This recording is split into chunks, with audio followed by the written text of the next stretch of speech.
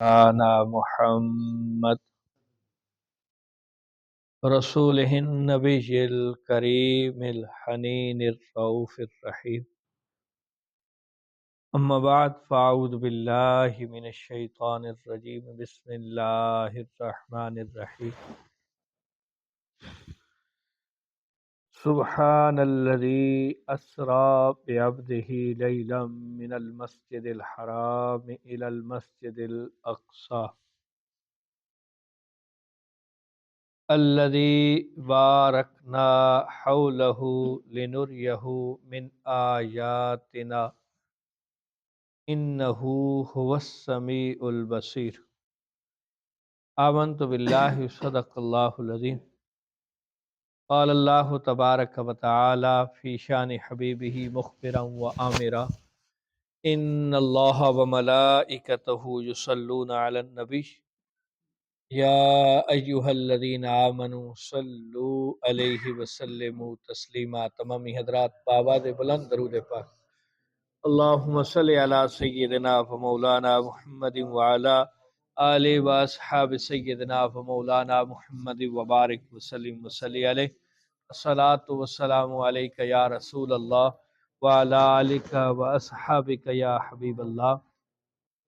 الصلاة والسلام علیک یا شفیع المذنبین وعلی آلک و اصحابک یا رحمت للعالمین. بعد از حمد و ثنا نہایت ہی واجب الاحترام دوستو، بزرگوں، عزیز ساتھیو، آج کی یہ بابرکت باسعادت 27ویں کی شب معراج میں اور آپ اللہ کی پسندیدہ جگہ مسجد میں جمع ہیں. دعا گو ہوں مالک لم یزل ہم سب کا یہاں آنا، مل بیٹھنا، یہ ذکر اذکار کرنا، سننا سنانا اپنی پاک بارگاہ کے اندر منصور و مقبول فرمائے. چند گزارشات صرف مختصر اور محدود وقت کے اندر. صبح کے درس کے اندر بھی ہم کچھ چیزیں ڈسکس کر چکے ہیں. اس کے اندر میں صرف جو سوچ رہا تھا کہ اہم نکات جو بنتے ہیں، ایسی چیزیں جو باقاعدہ بذات خود ایک الگ معجزہ کی حیثیت رکھتی ہیں، صرف انہی پہ تھوڑی سی بات کی جائے اور پھر گفتگو کو سمیٹ لیا جائے.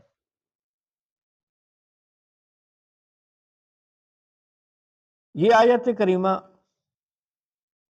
نبی کریم علیہ الصلوۃ والسلام کے سفر معراج کو واضح انداز میں بیان کرتی ہے.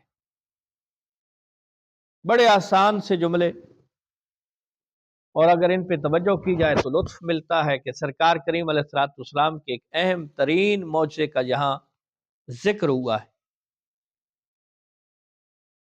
سبحان الذی اسرا، پاک ہے وہ ذات جس نے سیر کرائی. اچھا، سبحان الذی سے شروع کرنے کا مقصود کیا بن سکتا ہے؟ حکمت کیا ہے؟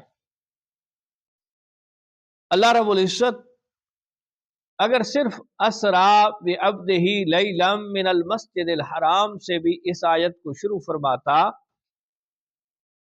پھر بھی معنی ٹھیک تھا. الذی اسرا بعبدہ، کہ وہ ذات کہ جس نے سیر کرائی اپنے بندہ خاص کو. لفظ سبحان کیوں ذکر فرمایا ہے؟ سبحان کا مطلب کیا ہوتا ہے؟ پاک ہونا، ہر نقص اور ہر عیب سے پاک ہونا. اللہ رب العزت کے اس کلام کے اندر لفظ سبحان سے جو آیت شروع کی گئی ہے، یہ بتایا گیا ہے کہ یہ سیر کرانے والی ذات اللہ کی ہے، اور وہ ذات ہے جو ہر نقص اور ہر عیب سے پاک ذات ہے. خود اگر کوئی دعویٰ کرے تو ہو سکتا ہے کہ جی یہ ناممکن سی بات ہے، لیکن جب کریم کہے کہ اس ذات نے یہ فرمایا ہے، کیونکہ وہ ذات کئی عجیب سے عجیب معاملات ہمارے سامنے رکھ دیتی ہے۔ حضرت آدم علیہ السلام کو بن ماں اور باپ کے پیدا فرمایا۔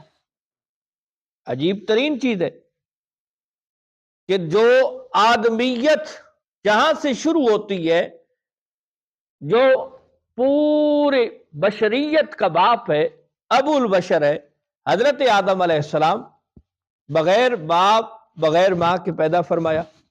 عجیب ترین چیز ہے، اور اس کو بنانے والی ذات وہ سبحان ذات ہے، اس کے لیے تو کوئی چیز مشکل نہیں ہے۔ اسی طرح اصول سے، ضوابط سے جو اس نے خود ہمیں عطا فرمائے، اس سے ہٹ کے حضرت آدم علیہ السلام کی بائیں پسلی سے حضرت حوا سلام اللہ علیہا کو پیدا فرمایا۔ یہ بھی ایک عجیب سی عجیب تر بات ہے۔ اسی طرح حضرت صالح علیہ السلام کی اونٹنی، ایک بے جان چیز، پتھر سے اونٹنی کو نکالا ہے، یہ بھی ایک عجیب سی بات ہے، کیونکہ وہ ذات سبحان ہے، اس کو اللہ رب العزت کی اتنی قدرت ہے کہ جو کرنا چاہے کر سکتا ہے۔ اب جس کے ذہن کے اندر یہ نقشہ ہے کہ وہ کریم اتنا ہے، اس کی قدرت اتنی ہے، وہ کن فرماتا ہے فیکون ہو جاتا۔ تو فرمایا سبحان، کوئی بندہ کہے تو ہو سکتا ہے کہ یہ اس کی قدرت نہ ہو، بات کو سمجھیے گا، کہ کوئی بندہ کہے تو اس کی یہ قدرت نہ ہو، لیکن وہ ذات جو پاک ذات ہے کہ جو علی کل شیء قدیر ہے، ہر اس شے پہ قادر ہے جو اس کے شاہجان شان ہے، جو اس کے شاہجان شان ہے، وہ اس ہر شے پہ قادر تھا۔ فرمایا سبحان، پاک ہے وہ ذات، الذی اسرا بعبدہ، کہ جس نے اپنے بندہ خاص کو سیر کرائی، لیلا من المسجد الحرام الی المسجد الاقصی، کہ رات کے مختصر تھوڑے سے حصے، ہم صبح کے درس کے اندر اس پہ وضاحت کر چکے ہیں کہ وہ مختصر سا ٹائم کتنا ہے، اس کی مفسرین نے وضاحت کر دی ہے۔ میں ایک بات کر دیتا ہوں کہ جس پانی سے نبی علیہ الصلوۃ والسلام نے وضو فرمایا تھا وہ ابھی بہہ رہا ہے۔ مصطفیٰ کریم علیہ الصلوۃ والسلام مسجد حرام سے مسجد اقصی تشریف لے گئے، مسجد اقصی سے سدرۃ المنتہا تشریف لے گئے، سدرۃ المنتہا سے لامکاں تشریف لے گئے، اور پھر واپس تشریف لائے، اور کتنے مختصر وقت میں یہ سارا سفر طے بھی ہوا ہے، واپس بھی تشریف لائے ہیں، ابھی پانی بہ رہا ہے کہ مصطفیٰ کریم علیہ السلام واپس تشریف لے آئے۔ اب یقیناً آج میں اور آپ تو رب کے فضل سے ماننے والے لوگ بیٹھے ہیں، لیکن دیکھیے گا کہ جس دور کے اندر ابتدائے اسلام ہے، کہ جہاں یہ معجزہ مارد وجود میں آ رہا ہے اور ان کے سامنے بیان کیا جا رہا ہے، اس دور کے اندر تو بڑی ایک سخت ابتلا ہے، لیکن جو ماننے والے ہیں وہ اس وقت بھی دیکھ رہے تھے۔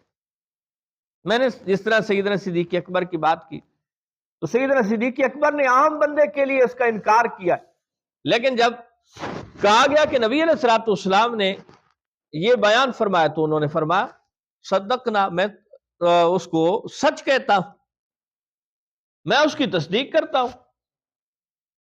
اور اگلا جملہ اس سے بھی آپ نے ایک اور آگے بیان فرمایا کہ یہ تو کچھ نہیں ہے، اس سے بھی عجیب تر ہم بہت ساری چیزیں دیکھ چکے ہیں۔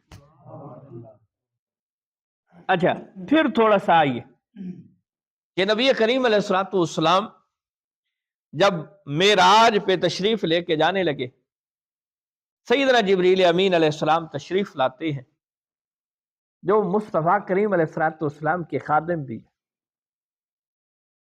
خادم کون ہوتا ہے؟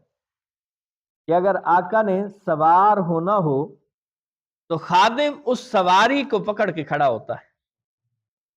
تو اگر آپ یہ تفاسیر اٹھا کے دیکھیں کہ جس براق پہ نبی علیہ الصلوۃ والسلام سوار ہوئے ہیں اس براق کو پکڑ کے حضرت جبریل کھڑے ہیں. خادم ہے نا، ہے بڑی شان والے، ہم ان کی ہر عزت و مقام کے قائل. یہ نہیں ہے کہ جس طرح فرشتوں کے بعد لوگ بڑی عجیب سے انداز میں ان کا نام لیتے، نہیں، بڑی عزت و احترام والے لوگ، بڑی عزت و احترام والی مخلوق ہے اللہ کی. اور ان مخلوق میں سے حضرت جبریل امین علیہ السلام کو ایک بڑا مقام حاصل ہے، جو ہر نبی کا صحابی ہے، اور مصطفیٰ کریم علیہ الصلوۃ والسلام کی بارگاہ میں 27,000 مرتبہ تشریف لایا. کبھی اپنی اس اصلی شکل کے اندر بھی تشریف لاتے ہیں، کبھی کسی ایسی شخصیت کی شکل میں تشریف لاتے ہیں کہ جس کو کوئی پہچان نہیں سکتا، جس طرح حضرت جبریل امین علیہ السلام کی مشہور ایک حضرت حدیث جبریل ہے، اس کو بھی ہم نے ایک درس کے اندر بیان کیا. بہت حسین انداز. کبھی حضرت ابو دجانہ کی شکل میں تشریف لاتے ہیں تو حضرت جبریل امین علیہ السلام پکڑ کے. اچھا، سوار کرانے سے پہلے بھی ایک عجیب ترین معجزہ ہوا. وہ کون سا معجزہ ہے؟ آج کسی کا اللہ نہ کرے بہت زیادہ یہ بیماری عام ہو گئی ہے، ہارٹ اٹیک کی، کہ دل کا بند ہو جانا، دل کے وال کا بند ہو جانا. تو اس کا جو مشکل ترین آپریشن ہوتا ہے، آپریٹ کیا جاتا ہے، جسے بائی پاس کہتے ہیں. بائی پاس کیا ہوتا ہے کہ بندے کے سینے کو چیر کے اس کے دل کو نکالا جاتا ہے، اور بندے کو اس وقت ایک مشین پہ چالو کیا جاتا ہے کہ وہ اس کی سانس چلتی رہے. لیکن یہ ایک بائی چانس آپریٹ ہوتا ہے. کئی لوگ ہوتے ہیں اسی جگہ پہ فوت ہو جاتے ہیں. کسی کو مولا مزید زندگی دے دیتا ہے کہ وہ اس دل کے جو اس کی شریانیں ہوتی ہیں، جو رگیں ہوتی ہیں، وہ بند ہو چکی ہیں، انہیں صاف کر کے پھر لگایا جاتا ہے، پھر سینے کو بند کر کے ٹانکے لگائے جاتے ہیں. لیکن یہ ایک پروسیس چلتا ہے. اس وقت بندہ خود ہوش میں نہیں ہوتا. لیکن یہاں رکیے گا، نبی کریم علیہ الصلوۃ والسلام جب معراج پہ تشریف لے جانے لگے، حضرت جبریل امین علیہ الصلوۃ والسلام تشریف لاتے ہیں، نبی علیہ الصلوۃ والسلام کے سینے کو کھولتے ہیں، اور نبی علیہ الصلوۃ والسلام فرماتے ہیں یہ کون بیان کر رہا ہے؟ خود نبی علیہ الصلوۃ والسلام بیان کر رہے ہیں، کوئی اور نہیں، خود نبی علیہ الصلوۃ والسلام بیان کر رہے ہیں. فرماتے ہیں کہ جبریل آئے، میرے سینے کو کھولا، اور یہ پہلی بار نہیں ہے، یہ چوتھی بار ہے. پہلے ایک مرتبہ شاید آپ نے علماء سے سنا ہو کہ جب حضرت حلیمہ سعدیہ رضی اللہ تعالیٰ عنہ کے گھر نبی علیہ الصلوۃ والسلام پرورش پا رہے تھے، تو آپ کے بیٹوں کے ساتھ آپ بھی ان بکریوں کے ساتھ چلے جاتے تھے. تو ایک پہاڑ پہ حضرت جبریل امین آئے تھے، اس وقت آپ کی بہت چھوٹی عمر تھی. تو آپ کے سینے کو کھولا تو آپ کے جو دوسرے حضرت حلیمہ سعدیہ رضی اللہ تعالیٰ عنہ کے اولاد تھے، وہ آپ کے رضاعی بھائی ہو گئے. وہ دوڑتے ہوئے آئے اور ماں سے وہ پورا واقعہ بیان کیا کہ ہمارے عربی بھائی کے ساتھ یہ ہو رہا. جب حضرت حلیمہ سعدیہ اور آپ کا شوہر محترم گئے تو نبی علیہ الصلوۃ والسلام ایک پہاڑی پہ مسکرا رہے تھے، کھڑے تھے. تو اس دن پھر حضرت حلیمہ سعدیہ حضرت آمنہ کے پاس بھی لے آئی تھی کہ آپ اپنی امانت کو وصول کریں. یہ اسے شق صدر کہتے ہیں، شق کھولنا صدر سینے کو کہتے ہیں.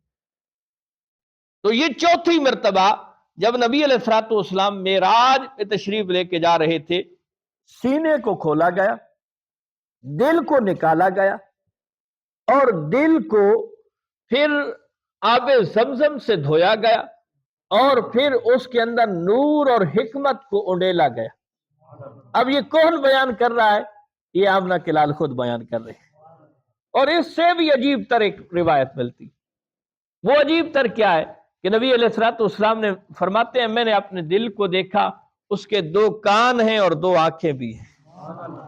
اب مجھے ذرا تھوڑا سا عشق کے ساتھ بتائیے گا کہ جس کے دل کو باہر نکالا جائے اور وہ خود دیکھ رہے ہیں، خود ملاحظہ فرما رہے ہیں کہ کیا ہو رہا ہے، اب بھی لوگ کہتے ہیں کہ مصطفیٰ ہم جیسے، تو ظلم کی انتہا نہیں ہے کہ مصطفیٰ کریم علیہ السلام آج 15 صدیوں کے اندر سائنس بڑی ترقی کر گئی ہے، اس کے باوجود یہ سچویشن نہیں ہو سکتی کہ کسی کا بائی پاس ہو اور وہ خود دیکھ رہا ہو، خود ملاحظہ کر رہا ہو کہ کیا ہو رہا ہے، میرے دل کے اندر کیا معاملہ تھا، میرے دل کے ساتھ کیا ہو رہا ہے، نہیں۔ لیکن آمنہ کے لال آج سے 15 صدیاں پہلے اسے ملاحظہ بھی فرما رہے ہیں اور ساتھ میں بتا بھی رہے ہیں کہ یہ ہوا ہے۔ یہ عجیب ترین سی چیز ہے۔ میں نے پہلے کہا ہے کہ اس موضوع کے اندر بھی کئی موضوع موجود ہیں کہ جہاں عقل یہ حیران ہے، انسانی سوچ، فکر، وہم، گمان جو ہے یہ خاموش ہے کہ یار یہ کیسا مرحلہ آیا۔ اور پھر دیکھیے آج بھی یہ بڑے پڑھے لکھے لوگ جو ہے اس پہ لکھ رہے ہیں کہ کوئی اگر جہاز کے پروں کے ساتھ، یعنی جہاں پر شروع ہوتے ہیں نا اس کے نیچے اگر وہ بیٹھ جائے تو جہاز کی اتنی سپیڈ ہوتی ہے کہ وہ اس کے پڑخچے اڑ جائیں گے، صرف مرے گا نہیں، جسم کے ٹکڑے ٹکڑے ہو جائیں گے، اتنی سپیڈ ہوتی ہے جو جہاز۔ لیکن جہاز کی سپیڈ مصطفیٰ کریم علیہ الصلوۃ والسلام کی بارگاہ میں پیش کیے جانے والے اس براق جتنی نہیں ہوتی۔ میں نے صبح منع اس کا کیا تھا کہ برق سے براق ہے، برق کا معنی بجلی، اور براق بہت ساری بجلیوں کا جمع، بہت ساری بجلی۔ اور بجلی کی تیزی کتنی ہوتی ہے، آپ بٹن دباتے ہیں، یہ نہیں ہے کہ آپ تھوڑا سا انتظار کر رہے ہیں کہ بجلی جائے گی پھر بلب آن ہوگا، بلب روشنی دے گا، یا آپ بٹن دباتے ہیں اور پھر موٹر تھوڑی دیر کے بعد چلے گی کیونکہ جی بجلی جا رہی تھی، نہیں، آپ سیکنڈ کے اندر جو ہی بٹن دباتے ہیں بجلی وہاں پہنچ جاتی ہے۔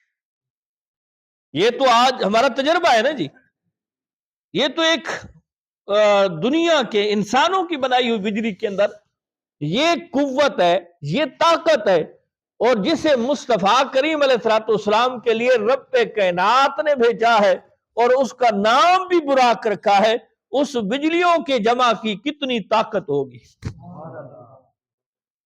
وہ بھی طاقتور ہے۔ لیکن رب کائنات کا پیارا رسول جو اس کے اوپر تشریف فرما ہے اور جس تیزی کے ساتھ براق چل رہا ہے، اس کے باوجود مصطفیٰ کریم علیہ السلام کو پتہ نہیں ہے۔ اب یہاں دیکھیے مصطفیٰ کا مقام پھر کتنا ہے۔ آج کی اس دور کے اندر اگر جہاز کے اوپر کوئی بیٹھتا ہے تو اس کے پڑخچے اڑ جاتے ہیں، لیکن جہاز سے سینکڑوں نہیں، ہزاروں نہیں، لاکھوں نہیں، کروڑوں گنا زیادہ تیز چلنے والا براق کے اوپر مصطفیٰ کریم علیہ الصلوۃ والسلام تشریف فرما ہے، لیکن کوئی روایت آپ کو نہیں ملے گی کہ آپ کے سر سے امامہ بھی گرا ہو، آپ کے جسم کے اوپر جو قمیض تھی وہ بھی پھٹی ہو، نہیں، مصطفیٰ کریم علیہ الصلوۃ والسلام آرام کے ساتھ اس کے اوپر سوار ہے اور وہ تیزی کے ساتھ چل رہا ہے۔ یہ بھی ایک عظیم ترین معجزہ ہے، آپ اس پہ سوچتے جائیں، لطف بھی ملے گا اور مزہ بھی آئے گا۔ اس سے اگلا ایک اور معجزہ کہ جب نبی علیہ الصلوۃ والسلام مسجد اقصی میں پہنچتے ہیں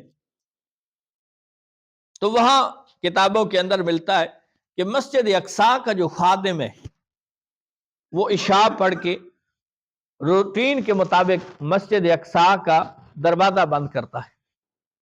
یہ عام روٹین میں جس طرح لوگ باہر نکلتے ہیں، مسجد اقصی کا دروازہ بند کرتا ہے۔ اس رات وہ بڑی کوشش کرتا ہے لیکن مسجد اقصی کا دروازہ بند نہیں، بڑی اس نے کوشش کی، کچھ لوگوں کو بلایا لیکن مسجد اقصی کا دروازہ بند نہیں ہو رہا۔ وہ چلا گیا، چلو ٹھیک ہے صبح کسی کو بلائیں گے، اس کی مرمت کریں گے پھر۔ لیکن جب صبح آتا ہے وہ دروازہ آٹومیٹکلی جس طرح بند ہونا تھا اسی طرح بند ہو سکتا ہے۔ تو وہ ایک عجیب سی مہک، ایک ایسی لذیذ کیفیت کی خوشبو محسوس کرتا ہے کہ جو اس نے اپنی کتابوں کے اندر پڑھ رکھی تھی کہ یہ مہک، یہ خوشبو انبیاء اور رسول کی خوشبو ہے۔ اب وہ نبی علیہ الصلوۃ والسلام جب پہنچتے ہیں، حضرت جبریل امین علیہ السلام مصلی پہ آپ کو لے جاتے ہیں، آپ امامت کروائیں گے، پیچھے سارے انبیاء اور رسول تشریف فرما، حضرت آدم سے لے کر حضرت عیسیٰ علیہ السلام تک۔ اچھا، یا ایک اور بات، یہ لطف کا ایک قصہ ہے، آپ جتنا اس کو پڑھیں گے لطف ملے گا، کہ جب نبی علیہ الصلوۃ والسلام مکہ سے چلے تھے، اقصی پہنچنے سے پہلے نبی کریم علیہ الصلوۃ والسلام فرماتے ہیں، اور یہ سیاستہ کی روایت ہے، کہ میں حضرت موسیٰ کلیم اللہ علیہ السلام کی قبر سے اوپر سے گزرا، حضرت موسیٰ کلیم اللہ علیہ السلام نماز پڑھ رہے تھے۔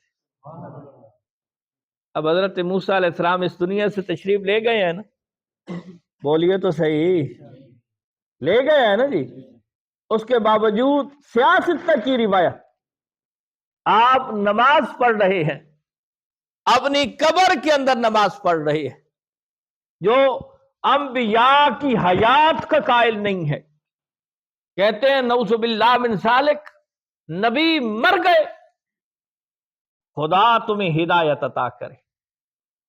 جب قرآن کہتا ہے شہید زندہ ہے، تو شہید سے اوپر تو صدیق کا مقام ہے، پھر صدیق سے آگے نبی کا مقام ہے، پھر نبی سے آگے رسول کا مقام ہے، پھر رسول سے آگے امام الرسل کا مقام ہے۔ تم امام الرسل کے بارے میں یہ بات کرتے ہو کہ نعوذ باللہ من ذالک وہ مر گئے اور ختم ہو گئے۔ یہاں تو حضرت موسیٰ کلیم اللہ علیہ السلام بھی کھڑے ہو کے نماز پڑھ رہے ہیں، اور پھر اسے کہنا کہ جی میرے عقل کو نہیں مانتا، اللہ رب العزت فرماتا ہے کہ شہید زندہ ہے لیکن اس کی زندگی کا تمہیں شعور نہیں ہے، تم شہید کی زندگی کو نہیں پہچان سکتے، پھر صدیق، پھر نبی، پھر رسول، پھر امام الرسل، امام الرسل کی زندگی کو کیسے تم پہچانو گے؟ تو حضرت موسیٰ کلیم اللہ علیہ السلام، لیکن لطف کی بات ایک اور بھی ہے کہ جب نبی علیہ السلام گزرے، حضرت موسیٰ کلیم اللہ علیہ السلام اپنی قبر اطہر کے اندر نماز پڑھ رہے ہیں، لیکن مسجد اقصی میں پہنچتے ہیں تو حضرت موسیٰ علیہ السلام بھی پہنچے ہوئے ہیں۔ اب یہاں ایک اور عشق کی بات بھی ہے کہ یہاں نبی علیہ الصلوۃ والسلام سے پہلے حضرت موسیٰ کلیم اللہ علیہ السلام پہنچ گئے، پھر ان کی رفتار کتنی، تو یہاں عاشقین صوفیاء لکھتے ہیں کہ نبی علیہ الصلوۃ والسلام براق کی رفتار سے چل رہے ہیں، اور حضرت موسیٰ کلیم اللہ علیہ السلام اپنی نبوت کی رفتار سے جا رہے ہیں، اس لیے وہ آپ پہلے تھے۔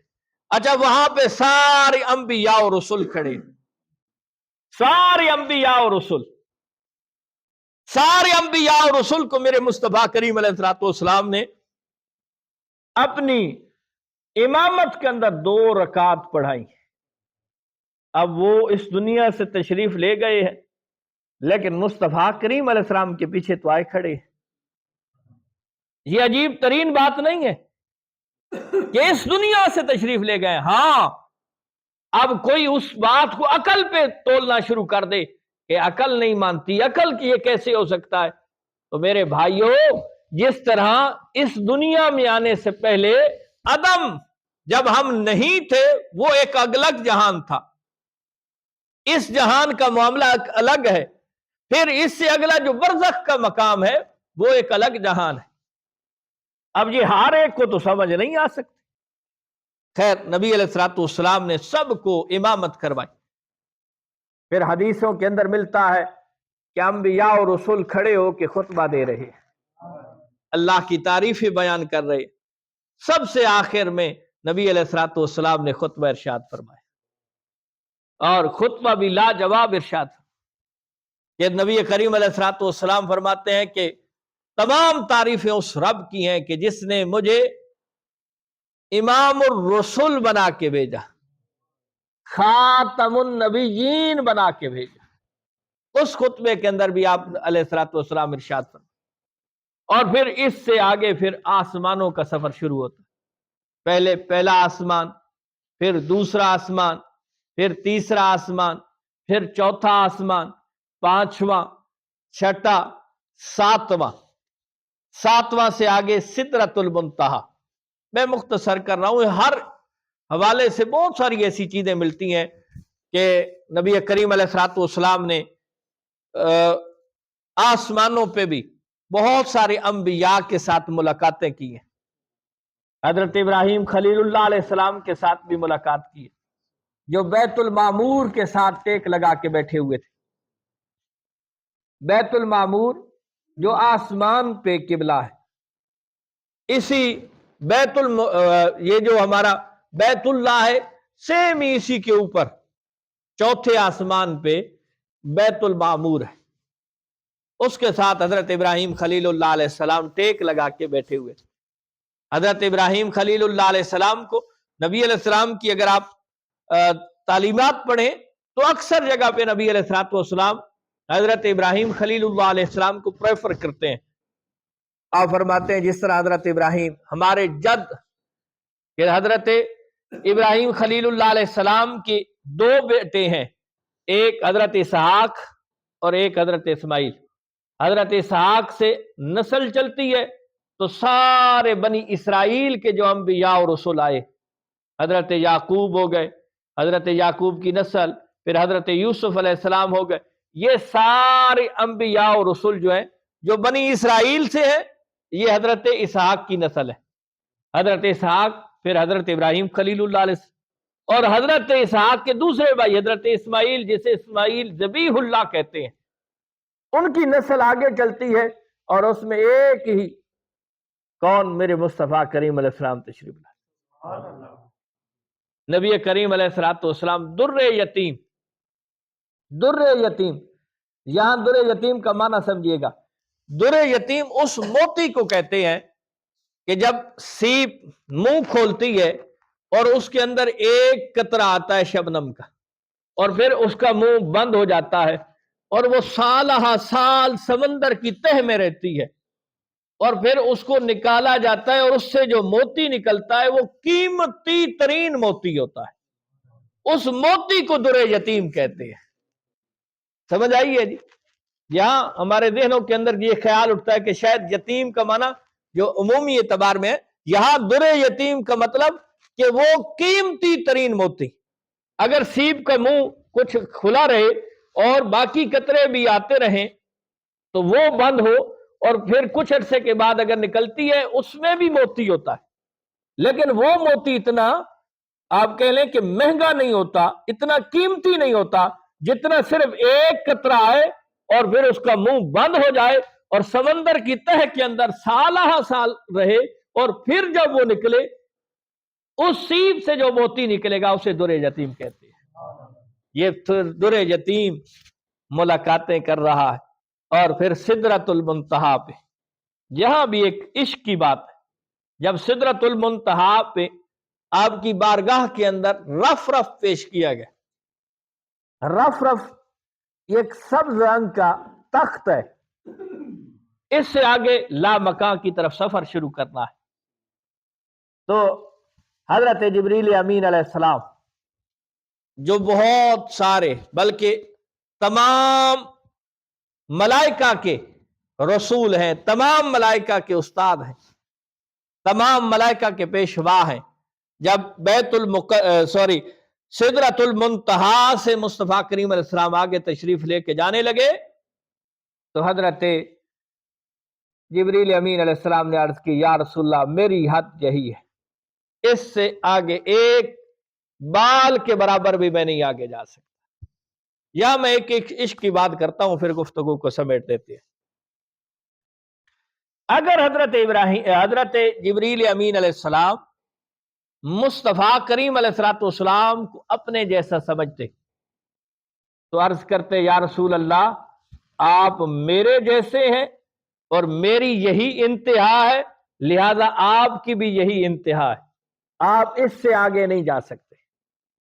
بات کو سمجھیے گا ذرا، کہ آپ مجھ جیسے ہیں، یعنی مصطفیٰ کو اپنے جیسا سمجھتے تو یہاں پہ روک لیتے، عرض کرتے یا رسول اللہ یہ میری انتہا ہے، اس سے آگے ایک بال کے برابر بھی میں اگر اوپر ہوا تو اللہ کا نور مجھے راکھ کر ڈالے گا، میرا نام و نشان تک مٹا دے گا، لہذا آپ مجھ جیسے ہیں آپ بھی نہ جائیں، ورنہ اللہ کا نور جو ہے، اللہ کے نورانیت کی تجلیات جو ہیں آپ کو میرے طرح کر دیں گے۔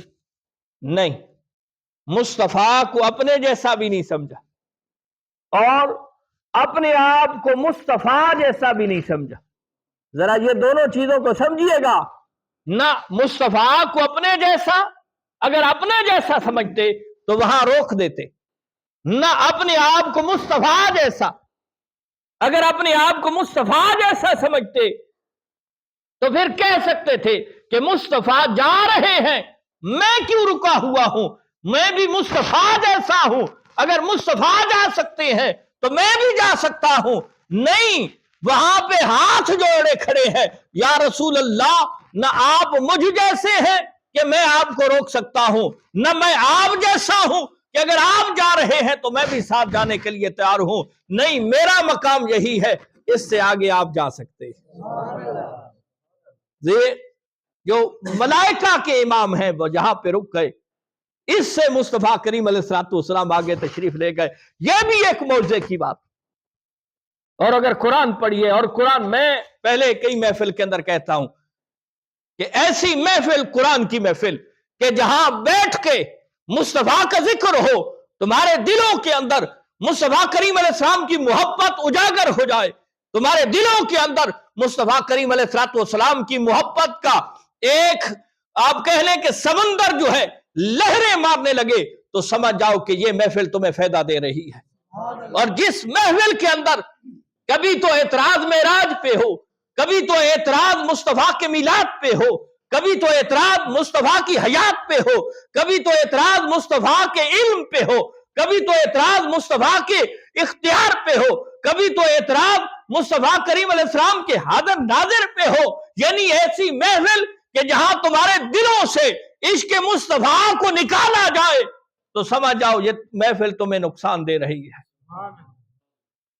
ایسی محفل سے بچو، اپنے آپ کو بھی بچاؤ اور اپنی اولادوں کو بھی بچاؤ، اپنے دوست احباب کو بھی بچاؤ۔ ایسی محفل کے اندر بیٹھو جو تمہارے دلوں کے اندر عشق مصطفیٰ پیدا کرے، جو تمہارے دلوں کے اندر عشق مصطفیٰ کی جو شمع جل رہی ہے اس شمع کو مزید اور زیادہ روشن کرے۔ وہ یہ عشق مصطفیٰ کی جو شمع ہے، اسی شمع نے قیامت کے دن بھی تمہیں فائدہ دینا ہے، اسی مصطفیٰ کریم علیہ السلام کے عشق کی شمع نے تمہیں اپنی قبر کے اندر بھی فائدہ دینا ہے۔ وہ کسی شاعر نے کیا خوب کہا تھا کہ عشق سرکار کی ایک شمع جلا لو دل میں، عشق سرکار کی ایک شمع جلا لو دل میں، بعد مرنے کے لحد میں بھی اجالا ہوگا۔ کہ عشق سرکار لے کے جاؤ، پھر دیکھیے تو یہ عشق سرکار ہونا تو جتنی تعریفیں ہونا شروع ہو جائیں لطف ملتا ہے، سرور ملتا ہے، کیفیت بنتی ہے، دل واہ واہ کرنے کے لیے تیار ہوتا ہے، یک زباں ہو کے سبحان اللہ دل سے نکلتے ہیں۔ وجہ کیا ہے کہ اندر سے عشق بول رہا ہوتا ہے، اندر سے عشق کو جو اس کی ضرورت ہوتی ہے وہ ضرورت پوری ہو رہی ہوتی ہے، عشق کی چارجنگ ہو رہی ہوتی ہے، اس وقت وہ خود مچلتا ہے، وہ خود خوش ہوتا ہے، وہ لذت محسوس کرتا ہے۔ تو یہ جو سرکار کی عشق کی باتیں ہیں یہ تب فائدہ دیتی ہیں جب دل کے اندر عشق سرکار کی شمع جلی ہوئی ہو۔ اب سنیے گا آخری بات، پھر گفتگو ختم ہو گئی کہ نبی علیہ السلام سدرۃ المنتہا سے لامکاں تک رب کی بارگاہ میں پہنچے، لامکاں، وہ اب محبوب اور محب کے درمیان جو گفتگو ہوئی، محبوب اور محب کے درمیان جو گفتگو ہوئی اس پہ کلام کیا جائے تو بھی لطف ملتا ہے۔ اب رب کی بارگاہ سے ایک تحفہ ملا ہے، وہ تحفہ کیا ہے؟ وہ تحفہ یہ نماز ہے، یہ نماز 50 نمازیں۔ محبوب میری بارگاہ میں آئے ہو، یہ امت کے لیے میری طرف سے تحفہ لے کے جاؤ۔ اب تحفہ لے کے جا رہے ہیں مصطفیٰ کریم علیہ السلام۔ آگے حضرت موسیٰ کلیم اللہ علیہ السلام سے ملاقات، حضرت موسیٰ نے ہاتھ جوڑے، سونا میں نے تجربہ کیا ہے، امت اتنی نمازیں نہیں پڑھ سکتی، آپ رب کی بارگاہ میں جائیں، تخفیف کروائیں، کمی کروائیں۔ نبی علیہ الصلوۃ والسلام پھر رب کی بارگاہ میں، مولا میری امت اتنی نمازیں نہیں پڑھ سکتی، اچھا 5 کم کر دیتے ہیں، یہ 45 لے جائے۔ اب 45 لے کے پھر حضرت موسیٰ کلیم اللہ علیہ السلام سے ملاقات ہوئی۔ یہ کوئی قصہ کہانی نہیں، کتابیں بھری پڑی ہے۔ یہ کوئی مولوی غلام دستگیر اپنے آپ سے تو لے کے نہیں آیا بیٹھا، یہ تو کتابیں اٹھا کے دیکھیں کہ ایک ایک چکر پہ 5 نمازیں کم ہو رہی۔ محبوب محب کی بارگاہ میں بچ جاتا ہے، اپنی امت ہمارے لیے، مولا میری امت اتنی نمازیں نہیں پڑھ سکی، 5 کم ہوئی، پھر 5 کم ہوئی۔ آگے سے حضرت موسیٰ کلیم اللہ علیہ السلام، یہاں بھی اگر لطف کی بات سننی ہو تو جو کہتے ہیں کہ وہ مر گئے، تو پھر حضرت موسیٰ کلیم اللہ علیہ السلام جو تخفیف کے لیے مصطفیٰ کی بارگاہ میں گزارش کر رہے ہیں، پھر اس گزارش کو کیوں مانتے ہو؟ پھر 50 ہی کیوں نہیں پڑھتے؟ نہیں، مصطفیٰ کریم علیہ السلام کی بارگاہ میں عرض کرتے ہیں، یہاں عاشقوں نے جو نقطہ بیان کیا ہے نا، وہ نقطہ بہت لطف دینے والا ہے۔ وہ نقطہ کیا ہے؟ وہ کہتے ہیں ایک تو حضرت موسیٰ کلیم اللہ علیہ السلام نبی علیہ السلام کی یہ امداد بھی کر رہے تھے کہ آپ جائیں اور امت کے لیے یہ نمازوں کے اندر تخفیف کروائیں، اور ایک مزہ اور بھی تھا۔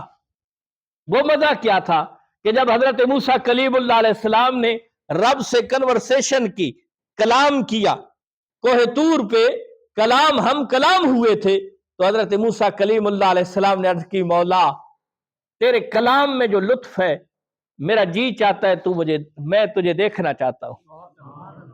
تو اللہ رب العزت نے فرمایا، قرآن گواہ ہے، لن ترانی موسیٰ، اے موسیٰ تو مجھے ہرگز نہیں دیکھ سکتا۔ اب یہ جو حضرت موسیٰ کلیم اللہ علیہ السلام ہے، یہ لطف لے رہے ہیں کہ ارے موسیٰ کی نگاہ تو نہیں دیکھ سکی، لیکن آج وہ نگاہیں دیکھ رہا ہوں کہ جو میرے یار کو دیکھ کے آ رہی ہے۔ لطف کی بات ہے، ذرا اس کو ضائع نہ کیجئے گا کہ آج میں وہ نگاہیں دیکھ رہا ہوں کہ جو میرے محبوب کو، جس کو دیکھنے کے لیے میری آنکھیں ترستی تھیں، آج ان آنکھوں کو دیکھ رہا ہوں جو میرے محبوب کو دیکھ کے آ رہی ہے۔ میں تو نہیں دیکھ رہا، لیکن میں ان آنکھوں کو تو دیکھ سکتا ہوں جو میرے محبوب کی زیارت کر کے آ رہی ہے۔ تو وہ لطف لیتے تھے، بار بار لطف لیتے تھے، یا رسول اللہ آپ جائیں تو صحیح نا، آپ جائیں تو صحیح نا۔ پھر دیکھ کے آئیں، پھر نگاہوں میں دیکھا کہ یار کا وہ نقشہ، یار کی لذت، دیکھنے کا سرور جو تھا، اب وہ نگاہ مصطفیٰ میں دیکھ رہے ہیں۔ جب 5 نمازیں بچ گئی نا، تو پھر عرض کی، یا رسول اللہ ایک چکر اور لگائیے۔ تو نبی کریم علیہ الصلوۃ والسلام نے فرمایا، اے موسیٰ تیری بات سچ ہے، پر حق ہے، لیکن اب مجھے رب کی بارگاہ میں اس بار جاتے ہوئے شرم آتی ہے کہ 45 تو معاف ہو چکی ہیں، اب حکم تو یہ ہو چکا ہے کہ آپ کی امت 50 میں سے 5 پڑے گی، ثواب 50 کا ملے گا۔ اور پھر یہ بھی دیکھیے گا کہ معراج پہ جانا یہ بھی بہت بڑی بات ہے، لیکن اتنی بلندی سے پھر واپس تشریف لے جانا، رب کا قرب بھی ملا، رب کا قرب مل کے پھر واپس امت کے لیے تشریف لے آنا، یہ بھی ایک بہت بڑا معراج۔ اس میں بڑی ایسی لطف آمیز باتیں ہو سکتی ہیں۔ اللہ کریم ہم سب کا یہاں مل بیٹھنا، ذکر اور کرنا، سننا سنانا اپنی پاک بارگاہ کے اندر منظور و مقبول فرمائے۔ آپ حضرات عشق، محبت اور لذت کے ساتھ بیٹھے رہے۔ اللہ کریم آپ سب کو دولت ایمان بصورت عشق مصطفیٰ کریم علیہ السلام عطا فرمائے، کیونکہ ایمان کی اصل مصطفیٰ کا عشق ہے۔ یہ جو دولت ہے، اگر وہ کوئی لے گیا تو وہ شخص کامیاب ہو گیا۔ تو اپنے دلوں کے اندر عشق مصطفیٰ کی شمع ضرور روشن کرو۔ آج کی اس بابرکت محفل کے اندر، بابرکت رات کے اندر کوشش کریں، رب رسول منانے کی کوشش کریں۔ میں ٹکروں کا قائل نہیں ہوں، کہ صرف ٹکرے پہ ٹکرے ماری جائیں. میں اس چیز کا قائل ہوں تھوڑا ہو لیکن لذت والا ہو. اور اسلام کا یہ تھوڑا امتیاز ہے، اسلام کے اندر ہے آپ تھوڑی عبادت کریں لیکن ہمیشگی کے ساتھ کریں. تو کوشش کریں ایسا کام کریں کہ جس سے آپ کی روح تازہ ہو، روح کو تازگی ملے. آپ بیٹھ کے قرآن پاک کی تلاوت کریں، آپ تسبیحات پڑھیں، آپ وظائف پڑھیں، آپ قرآن کی تلاوت کے ساتھ ساتھ اس کے تراجم کو پڑھیں، آپ تشریحات پڑھیں. آپ کوشش کریں نبی علیہ الصلوۃ والسلام کی سیرت بیٹھ کے پڑھیں. آپ کو لطف مل رہا ہے نوافل کے اندر، آپ نوافل ادا کریں. آپ اس رات کو ڈھیروں دعائیں مانگیں، اللہ کی بارگاہ میں مانگیں، اپنے لیے، اپنے خاندان کے لیے، والدین اور اولاد کے لیے، اپنے عزیز و اقارب کے لیے دعائیں مانگیں. یہ بھی ایک عبادت ہے. آپ بیٹھیں اور آپ کی بارگاہ کے اندر دعائیں مانگیں، اپنی ذات کے لیے دعائیں مانگا کریں کہ مولا. اور پھر میں شاید پہلے بھی بتا چکا ہوں کہ کوئی کسی کے لیے دعا مانگتا ہے تو اللہ کے فرشتے اس بندے کے لیے دعا مانگتے ہیں. وہ کسی اور کے لیے مانگ رہا ہے، اللہ کے نورانی فرشتے اس کے لیے مانگ رہے ہیں. مولا یہ تیرا بندہ تیرے فلاں بندے کے لیے مانگ رہا ہے، ہم تیری بارگاہ کے اندر اس کے لیے مانگتے ہیں. تو دعا کیا کریں. میں اکثر اپنے دوستوں کو کہتا ہوں کہ وقت نکال کے دعا کیا کریں. وہ ذات بڑی خوش ہوتی ہے، بڑی خوش ہوتی ہے. ایک وہ بارگاہ ہے کہ جتنا زیادہ مانگیں گے وہ ذات اور زیادہ خوش ہوگی. آپ کوئی کام کر رہے ہیں، لازم نہیں ہے کہ آپ بیٹھیں ہاتھ اٹھا کے، یہ تو سنت ہے، ٹھیک ہے آپ بیٹھے ہیں سندھ، لیکن آپ چلتے ہوئے کوئی کام کر رہے ہیں رب سے مانگنا شروع کر دیں. دل ہی دل کے اندر آپ مانگ رہے ہیں. آپ کوئی بھی کام کر رہے ہیں، ہتھ کار بلے دل یار بلے. ٹھیک ہے، آپ رب سے مانگ رہے ہیں، جتنا زیادہ مانگے، اپنے لیے جو کچھ مانگنا چاہتے ہیں. وہ بارگاہ ایسی ہے کہ کوئی نا امیدی والی بات نہیں ہے. اور یہ بھی ہے اگر آپ کے حق میں بہتر ہے دنیا میں ملے گا، اور اگر آپ کے حق میں دنیا کے اندر بہتر نہیں ہے، آپ کی اس دعا کا بدلہ قیامت کے دن اللہ آپ کو عطا فرمائے گا. تو اللہ کریم ہم سب کو مانگنے کی توفیق عطا فرمائے. سبحان ربک رب العزت عما یصفون وسلام علی المرسلین والحمد للہ رب العالمین. پھر کسی محفل کے اندر ہم جمع ہوئے نا تو الذی بارکنا حولہ، ان الفاظ پہ ہم ذکر کریں گے کہ اللہ رب العزت نے جو فرمایا کہ ہم مسجد اقصی میں آپ کو لے گئے ہیں، اس کے ارد گرد ہم نے برکتیں رکھی ہیں. لنریہ من آیاتنا، اور یہ دیکھنے والوں کے لیے ہماری نشانیاں ہیں. وہ نشانیاں کیا ہیں اور کس ارد گرد کیوں رکھی گئی ہیں، پھر انشاءاللہ مل بیٹھیں گے تو پھر اس پہ بات کریں گے. اللہ سب کا آنا اپنی پاک بارگاہ میں منظور فرمائے. دعا کر لیتے ہیں.